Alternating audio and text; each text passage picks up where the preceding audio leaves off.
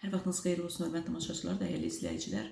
Bugün oktyabr ayının 4-ü, həftənin şənbə günüdür və son dəqiqə bir xəbərimiz onu nəzərinizə çatdırırıq. Belə ki, işıq və qazdan sonra suda da limitlər tətbiq ediləcək. Bundan bağlı News 365 az saydı məlumat yayıb. Məlumatda qeyd olunur ki, Azərbaycanda su tariflərinin diferensiallaşdırılması nəzərdə tutulub. Dövlət Su Ehtiyatları Agentliyinin sədr müşaviri Əsəd Şirinov belə deyib, onun sözlərinə görə diferensiallaşdırma vasitəsilə az gəlirli əhali qrupları üçün daha güzəştli tariflər, çox su istehlak edən və kommersiya fəaliyyəti ilə məşğul olanlar üçünsə fərqli qiymət səviyyələri müəyyən ediləcək. Rəsmi məlumatlara əsasən model hazırlanarkən Türkiyə və Avropa ölkələrinin təcrübələri öyrənilib. Bu ölkələrdə tətbiq olunan diferensial tariflər həm sosial müdafiə məqsədi daşıyır, həm də su israfının qarşısını almağa yönəlib.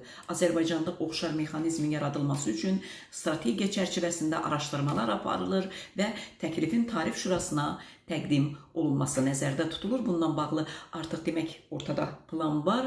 Elə ekspertlər, iqtisadçı ekspertlər də münasibət bildiriblər.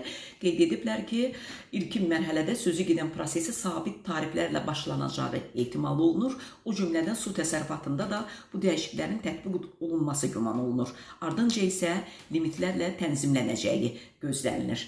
Yəni, nədir limitlərlə tənzimlənmə? Bu o deməkdir ki, vətəndaşlar müəyyən həddə qədər suyu mövcud olan tariflərlə ödəyəcək. Limiti keçdikdən sonra isə daha yüksək, bəzən 1.5 dəfə, hətta 2 dəfə çox qiymətə demək su pulu ödəməli olacaqlar.